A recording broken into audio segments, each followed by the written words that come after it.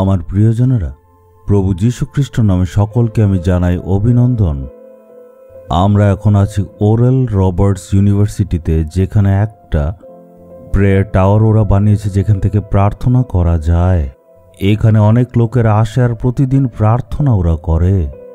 আর এই প্রেয়ার টাওয়ারের চারদিকে কত সুন্দর বাগান বানিয়েছে। এটা হচ্ছে সেই জায়গার একটা অংশ।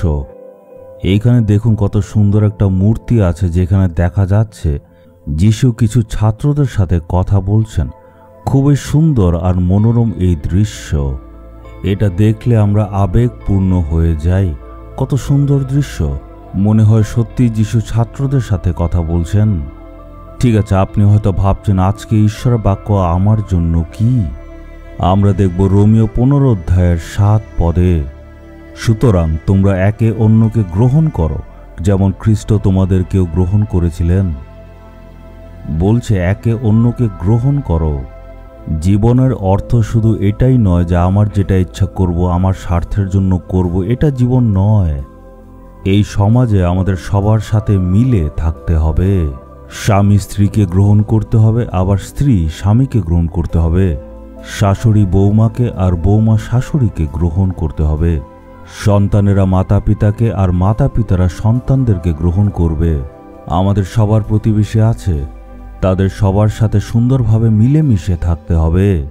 আর যারা আপনার থেকে দূরে থাকে, যেমন সমাজের অনেক মানুষরা থাকে, তাদের সাথেও আমাদের শান্তিতে থাকতে হবে, মানে সবার সাথে মিলেমিশে থাকতে হবে। কিন্তু দেখবেন সমাজে এমন অনেক লোকেরা আছে যারা অন্যদেরকে গ্রহণ করে না। অনেক ক্ষেত্রে স্বামী স্ত্রীকে গ্রহণ করে না, স্ত্রী আবার স্বামীকে গ্রহণ করে না, শাশুড়ি বৌমাকে গ্রহণ করে না, আবার বৌমাও শাশুড়িকে গ্রহণ করে না। কাজ করার জায়গায় অনেক সময় আমরা একে অপরকে গ্রহণ করি না। আমরা মনে মনে ভাবি সবচেয়ে ভালো মানুষ তো আমি ছাড়া এই পৃথিবীর মধ্যে ভালো মানুষ আর কেউ নেই। এই ব্যাপারে বাক্য কি বলে? যেমন খ্রিস্ট আমাদের গ্রহণ করেছেন। আমাদের মধ্যে অনেক অভাব আছে, আমাদের মধ্যে এমন যোগ্যতা নেই যে আমরা ঈশ্বরের কাছে যেতে পারবো। এটা কি আপনি বুঝেন? আমি যোগ্য, আমার মধ্যে প্রতিভা আছে, তাই গ্রহণ করেছেন? একদমই না। যখন আমরা কোনো কাজের ছিলাম না, তখন ঈশ্বর গ্রহণ করেছেন। আমাদের মধ্যে কোনো রকম যোগ্যতা ছিল না, কিন্তু তারপরেও প্রভু যীশু আমাদের গ্রহণ করলেন। যদি আমাদের ত্রুটিগুলি উনি হিসাব করতেন, উনি কখনো আমাদের গ্রহণ করতে পারতেন না। ঈশ্বর আমাদের ত্রুটিগুলিকে কখনো দেখেননি। আমরা যেমনই দুর্বল, আমরা যেমনই শক্তিহীন, ঠিক সেইভাবেই উনি আমাদেরকে গ্রহণ করেছেন। এই একইভাবে আমরাও যাতে একে অপরকে গ্রহণ করি। সেই ব্যক্তির মধ্যেও কিছু দুর্বলতা হতে পারে, কিছু ত্রুটি থাকতে পারে। খ্রিস্ট যেমন আমাদেরকে গ্রহণ করেছে, আমরাও যাতে একে অপরকে গ্রহণ করি। আমরা দেখি স্বামী সবসময় স্ত্রীর দোষ দেখাতে থাকে, স্ত্রীও স্বামীকে দোষারোপ করতে থাকে। শাশুড়ি সবসময় বৌমার দোষ দেখাতে থাকে, আবার বৌমাও সবসময় শাশুড়ির দোষ দেখায়। কাজের জায়গায় আমরা নানা রকম দোষ দেখাই, এটা ঠিক নয়, ওটা ঠিক নয়। শুধু ত্রুটি দেখতে থাকলে আমরা কখনো গ্রহণ করতে পারবো না। আমাদের প্রভু যীশুর চরিত্রটা একটু দেখবেন। আমাদের মধ্যে তো দুর্বলতা আছে, আমাদের মধ্যে অনেক ত্রুটি রয়েছে, তারপরেও প্রভু আমাদেরকে গ্রহণ করেছেন। আমাদের দুর্বলতা নিয়ে বিচার করেননি, উল্টা উনি আমাদেরকে উৎসাহ দেন। আমাদের দুর্বলতাগুলি উনি ভুলে যান, আর উল্টা উনি আমাদের উৎসাহ দেন। আর এই উৎসাহ পাওয়ার দ্বারা আমরাও পরিপক্কতার দিকে এগিয়ে যাই। এই যে মানুষকে তার দুর্বলতার সহিত গ্রহণ করার যে স্বভাবটা, এটা আমরা প্রভু যীশুর থেকে প্রাপ্ত করতে হবে।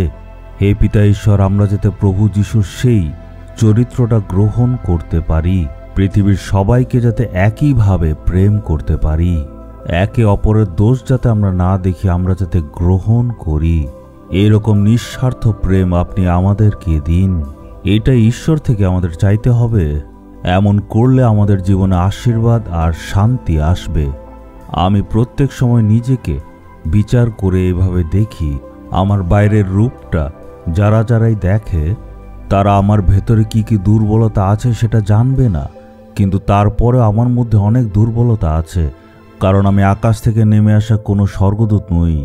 যারা আমার সঙ্গে থাকে তারা হয়তো জানবে আমার মধ্যে যা যা দুর্বলতা আছে আর যেই সকল ত্রুটি আছে সেগুলি সব ঈশ্বর দূর করে দেবেন আর আমায় গ্রহণ করবেন।